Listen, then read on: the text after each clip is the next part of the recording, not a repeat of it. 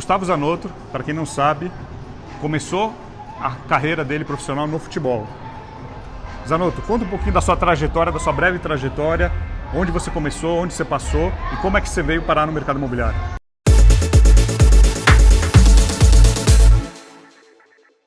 Foi muito rápido, a minha passagem pelo futebol foi muito rápida, foram apenas 5 anos. Mas eu estou envolvido com o futebol há muito mais tempo, que com 8 anos eu já entrei nas escolinhas de base do Guarani, lá em Campinas, e eu me profissionalizei no Guarani Futebol Clube.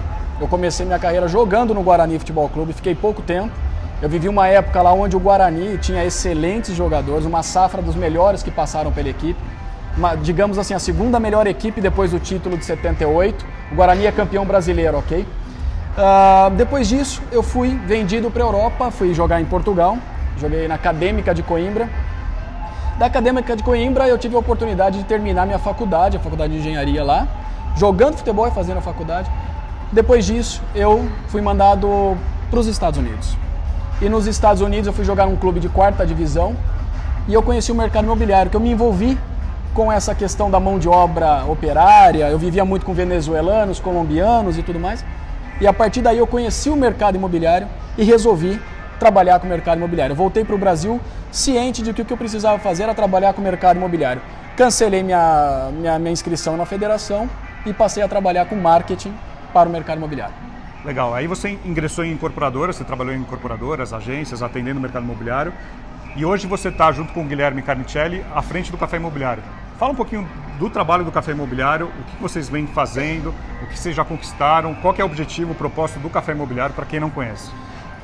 2014, outubro de 2014, começou de fato o Café Imobiliário. Mas antes disso, eu e o Carnicelli, nós já conversávamos, tomávamos cafés nas padarias de Campinas, a gente conversava muito. Eu sou de Campinas, mas moro em São Paulo hoje, e o Carnicelli fez o caminho contrário, saiu de São Paulo e foi morar em Campinas. E nessas muitas xícaras de café que a gente acabou tomando, nós resolvemos começar uma brincadeira que se tornou o nosso principal business hoje. Montamos um canal de vídeo no YouTube, na época que o YouTube começou a ser bastante usado por celebridades e tudo mais para divulgar conteúdo e informação. E a gente dizia assim, um para o outro, pô, é tanta coisa legal que tem nessa mesa, por que a gente não leva para um lugar onde mais pessoas podem receber esse mesmo conteúdo? E aí nós criamos o canal do Café Imobiliário no YouTube. A partir disso, algumas imobiliárias começaram a mandar mensagem para a gente dizendo: olha, estamos usando o material de vocês para treinar nossos corretores, vocês podem vir nos treinar. E aí nós passamos para a segunda fase, que é treinamento.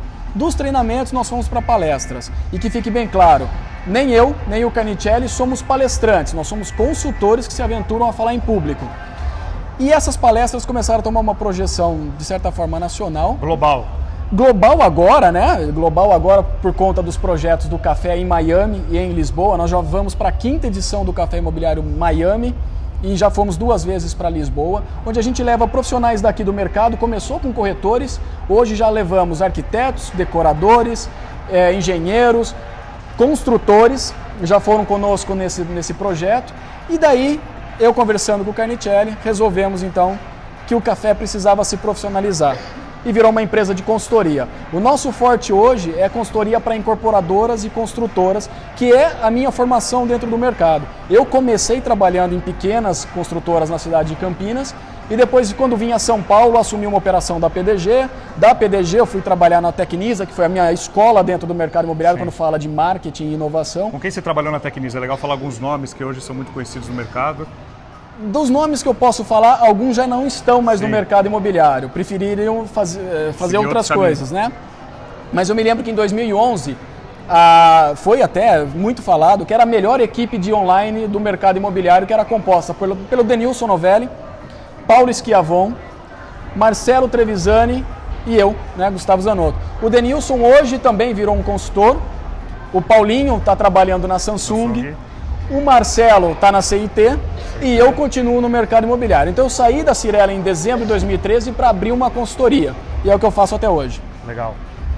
Falando um pouquinho de capacitação, treinamento para corretores, né? O mercado lá fora, se a gente for olhar o mercado europeu, o mercado americano, o nível de capacitação e o nível de entrega que o corretor tem é diferente do Brasil. Essas viagens que vocês vão, que vocês organizam para fora, não só para o corretor entender a questão de investimento, mas como ele poder fazer um benchmark, né, de entender como que o corretor se capacita.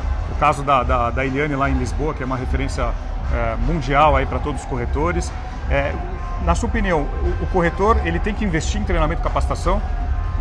Sérgio, essa é a máxima do mercado. Se você quer ter melhores resultados, você precisa se aperfeiçoar sempre. Isso aconteceu comigo, deve ter acontecido com você, que para a gente poder estar onde a gente está, a gente levou algum tempo para entender o mercado que a gente trabalha.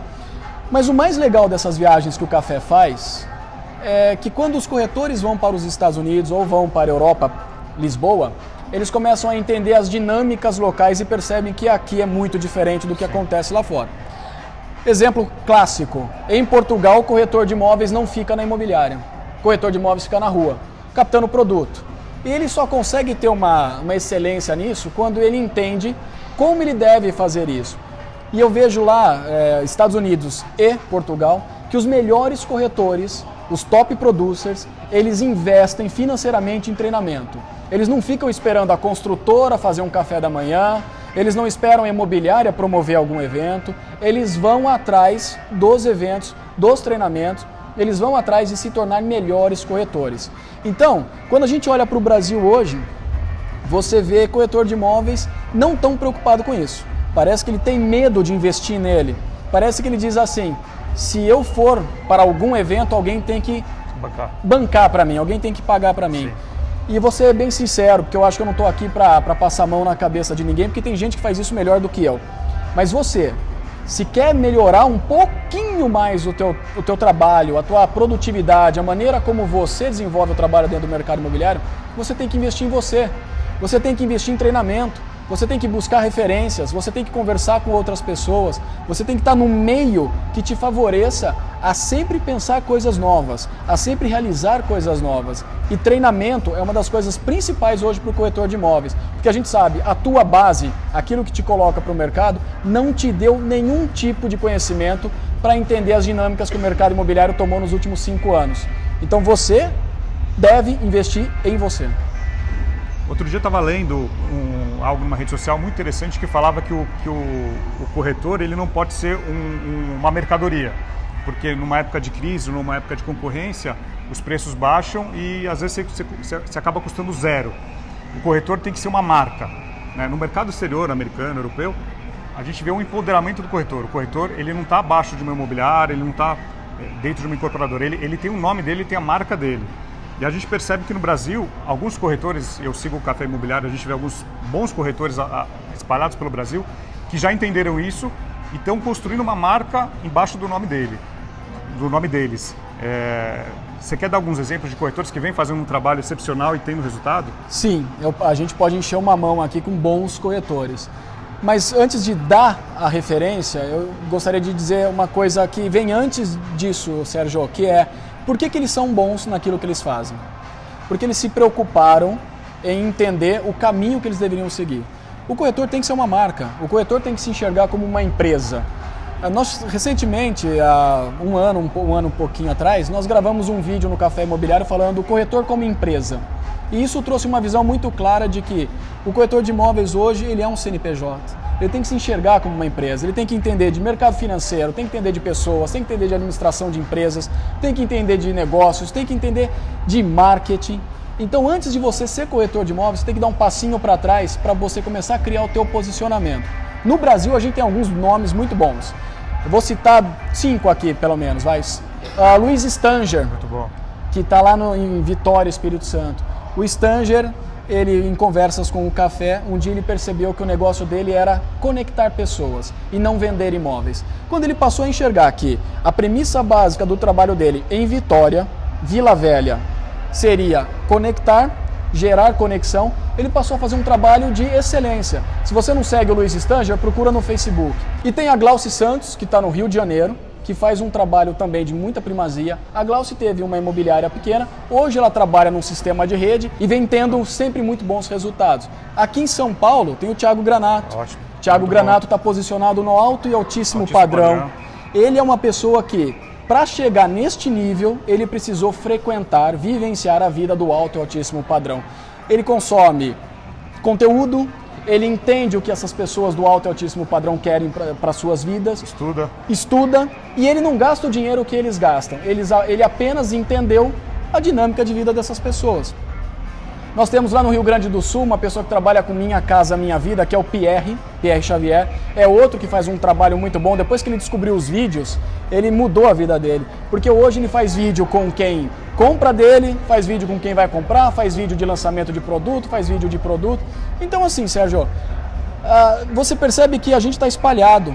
E vamos lá para o Nordeste. No Nordeste tem o pessoal da Invista, os nossos amigos lá, o Sérgio, que participaram do Mindset que nós fizemos em conjunto. Um abraço, lá. Sérgio. Serginho, é isso aí, um abraço. O Serginho, ao participar do Mindset, ele olhou para aquilo e disse, opa, eu preciso mudar a minha empresa.